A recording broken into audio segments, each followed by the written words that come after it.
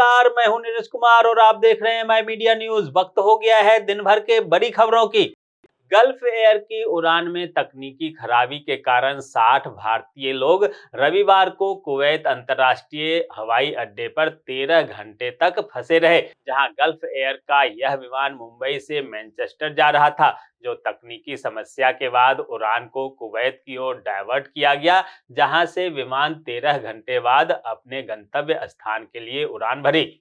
आज सुबह भारतीय किसान यूनियन के नेता विभिन्न मांगों को लेकर दिल्ली कूच करने के लिए नोएडा के महामाया फ्लाईओवर पर एकत्रित हुए। इस कारण दिल्ली नोएडा बॉर्डर पर सुबह से ही लंबा जाम लग गया।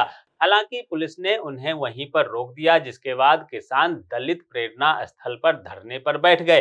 बाद में शाम होते होते किसानों का आक्रोश कुछ कम हुआ और पुलिस ने वहां से बैरिकेड हटाया, जिसके बाद यातायात शुरू हो गया है। हालांकि अभी भी जाम की स्थिति बनी हुई है। कर्नाटक में एक युवा आईपीएस अधिकारी हर्षवर्धन हासन जिले में अपनी पहली पोस्टिंग लेने के लिए जा रहे थे। इसी दौरान उनकी कार का एक्सीडेंट हो गया, जिसमें उनकी मौत हो गई। बता दें कि 26 वर्षीय हर्षवर्धन ने हाल ही में अपनी ट्रेनिंग पूरी की थी। हर्षवर्धन मध्य प्रदेश के निवासी थे और कर्नाटक कैडर के 2023 बैच के आईपीएस अधिकारी थे। तमिलनाडु में भारी बारिश के बीच तिरुवन्नामलाई में मिट्टी धंसने से 7 लोग मलबे में फंस गए, जहां एनडीआरएफ कर्मी हाइड्रोलिक लिफ्टों की मदद से बचाव अभियान में जुट गए हैं। हालांकि खबर है कि 7 लोगों की मौत हो गई है। संभल मस्जिद मामले के बीच चंदौसी शहर में करीब 15 दिनों तक अतिक्रमण पर बुलडोजर की कार्रवाई डिप्टी कलेक्टर विनय मिश्रा के स्थानांतरण के बाद रुक गया था। लेकिन रविवार शाम अचानक डीएम और एसपी फव्वारा चौक पहुंच गए और उन लोगों को जल्दी से जल्दी दुकानें तोड़ने की हिदायत दी, जिन्होंने तोड़ फोड़ के कार्य को रोक दिया था। साथ ही चेतावनी दी कि अगर स्वयं दुकानों को नहीं हटाया गया तो उनसे बुलडोजर चलाने की जुर्माना भी ली जाएगी। दोस्तों, आगे बढ़ने से पहले आपसे रिक्वेस्ट है कि अगर आपने अभी तक इस न्यूज को लाइक और कमेंट नहीं किया है तो प्लीज लाइक और कमेंट कर दीजिए, क्योंकि आपके लाइक और कमेंट का मैं कब से इंतजार कर रहा हूं। और जैसा कि आपको पता है कि लाइक और कमेंट करने वाले लोगों के नाम हम कल सुबह के ताजा तरीन खबरों में प्रकाशित करते हैं, इसलिए न्यूज को लास्ट तक देखना ना भूलें। अमेरिकी राष्ट्रपति पद छोड़ने से पहले जो बाइडेन ने अपने बेटे हंटर के सभी आरोपों को किया माफ। बोले, उम्मीद है कि लोग समझेंगे पिता ने ऐसा क्यों किया। वहीं बेटे के सभी आरोपों को दोष मुक्त करने पर बरसे ट्रंप। कहा, शक्तियों का गलत इस्तेमाल कर रहे हैं बाइडेन। भाजपा ने महाराष्ट्र में सरकार गठन की कवायद के तहत 2 पर्यवेक्षक नियुक्त किए हैं, जहां वित्त मंत्री निर्मला सीतारमण और गुजरात के पूर्व सीएम विजय रूपानी को पर्यवेक्षक के रूप में नियुक्त किया गया है। अब ये दोनों महाराष्ट्र में जाकर विधायक दल के नेता के चयन और मुख्यमंत्री के चयन का ऐलान करेंगे। वहीं माना जा रहा है कि 5 तारीख को महाराष्ट्र में शपथ ग्रहण समारोह होगा। सुप्रीम कोर्ट ने आज मनी लॉन्ड्रिंग मामले में सेंथिल बालाजी का जमानत आदेश वापस लेने की याचिका पर सुनवाई की। कोर्ट ने इस मामले पर हैरानी जताई कि बेल मिलने के तुरंत बाद ही तमिलनाडु सरकार ने वी सेंथिल बालाजी को मंत्री पद दे दिया। कोर्ट ने चिंता व्यक्त करते हुए कहा कि कहीं गवाह किसी दबाव में ना आ जाए। प्रधानमंत्री नरेंद्र मोदी ने संसद परिसर की लाइब्रेरी में Hindi film the Sabarmati report देखा। बता दें कि अभिनेता विक्रम मैसी, रिधि डोगरा और राशि खन्ना अभिनीत यह फिल्म 27 फरवरी 2002 को हुए गोधरा ट्रेन जलाने की घटना पर आधारित है। उस वक्त पीएम नरेंद्र मोदी गुजरात के सीएम थे। संसद के शीतकालीन सत्र का आज 6ठा दिन भी हंगामेदार रहा, जहां संसद की कार्रवाई शुरू होते ही दोनों सदनों में विपक्ष ने जोरदार हंगामा शुरू कर दिया। इस वजह से लोकसभा और राज्यसभा की कार्रवाई कल तक के लिए स्थगित करनी पड़ी।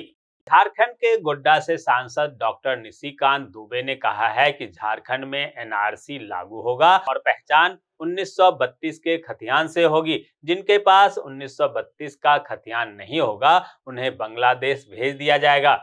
मध्य प्रदेश के इंदौर में लॉरेंस बिश्नोई गैंग के 3 गुर्गों को पुलिस ने गिरफ्तार किया। पूछताछ में तीनों ने हैरान करने वाले खुलासे किए। तीनों ने इंदौर के बाईपास रोड पर शराब ले जा रहे ट्रक को हाईजैक करने की योजना बनाई थी। हिमाचल प्रदेश के राज्यपाल शिव प्रताप शुक्ल ने डॉक्टर वाई.एस. परमार औद्योगिक एवं वानिकी विश्वविद्यालय नौनी के दीक्षांत समारोह में राजस्व एवं बागवानी मंत्री जगत सिंह नेगी के सामने प्रदेश सरकार को घेरा। उन्होंने कहा कि आप वेतन ही नहीं दोगे तो फिर क्या दोगे, क्योंकि विश्वविद्यालय नौनी को अपनी सरकार से केवल 70% वेतन और पेंशन ही देना पड़ता है, जबकि सरकार को 100% भुगतान करना चाहिए। राजस्थान के गजेंद्र सिंह सिंसनी और अमित जेचौली ने जम्मू कश्मीर के डिप्टी सीएम सुरिंदर चौधरी एवं फतेहपुर सिकरी विधायक बाबूलाल चौधरी से शिष्टाचार मुलाकात कर महाराजा सूरजमल जी का मूर्ति भेंट किया।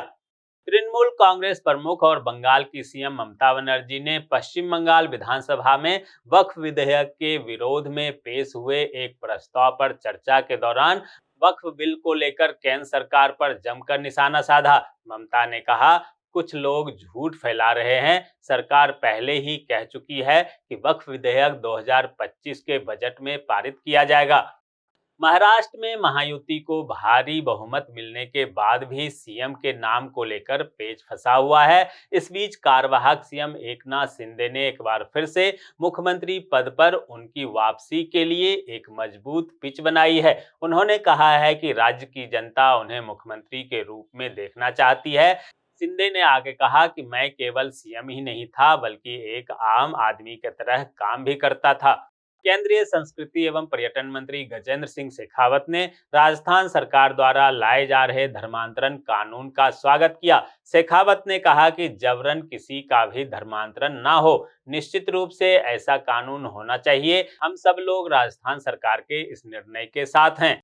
बीएसएफ में स्पोर्ट्स कोटा के अंतर्गत जीडी कांस्टेबल के 275 पदों पर भर्ती निकाली गई है। उम्मीदवार 30 दिसंबर तक ऑफिशियल वेबसाइट recruit.vsf.gov.in पर जाकर पंजीकरण कर सकते हैं। बिहार के भोजपुर जिले के संदेश थाना क्षेत्र के तीर्थकौल गांव के समीप रविवार की देर रात पटना जिले के बालू कारोबारी देवराज राय की हत्या में वांछित एक आरोपी की गोली मारकर हत्या कर दी गई, जहां सोमवार की सुबह संदेश तीर्थकौल स्थित सत्संग भवन के समीप उसका शव मिला।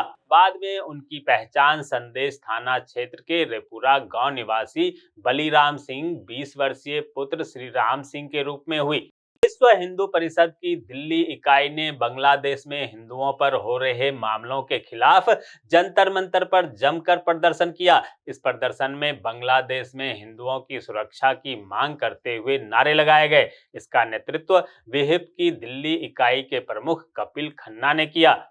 श्री अकाल तख्त साहिब में जत्थेदार ज्ञानी रघुवीर सिंह की अध्यक्षता में 5 सिख साहिबान की बैठक हुई, जहां श्री अकाल तख्त साहिब के जत्थेदार ज्ञानी रघुवीर सिंह ने सजा सुनाते हुए 2007 से 2017 के दौरान सुखबीर सिंह बादल की सरकार के दोषी लोगों पर कार्रवाई की गई और उन्हें शौचालय की 1 घंटे सफाई के अलावा लंगर की सेवा करने को कहा गया। सभी दोषी गले में तख्तियां डालकर सेवा करेंगे।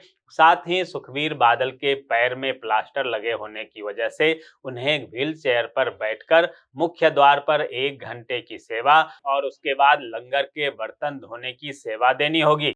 हरियाणा भाजपा 50 लाख सदस्य बनाने में काफी पीछे है, जहां अब तक सिर्फ 21 लाख ही सदस्य बन पाए हैं। इसे देखते हुए प्रदेश भाजपा अध्यक्ष मोहन लाल बडोली ने सदस्यता अभियान को 5 दिसंबर तक बढ़ाने का आदेश दिया है।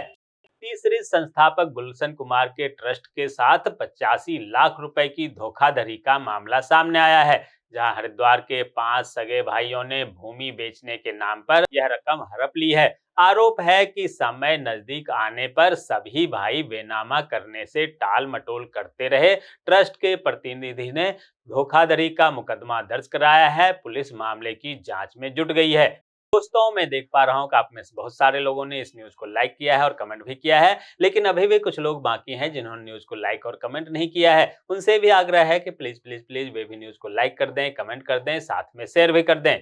तो ये थी आज दिन भर की बड़ी खबरें। ऐसे ही खबरों से अपडेट रहने के लिए चैनल को सब्सक्राइब कीजिए, नोटिफिकेशन बेल को दबाइए, वीडियो को लाइक कीजिए और ज्यादा से ज्यादा शेयर कीजिए ताकि आप और आपके जानने वाले रह सकें देश और दुनिया के तमाम खबरों से अपडेट।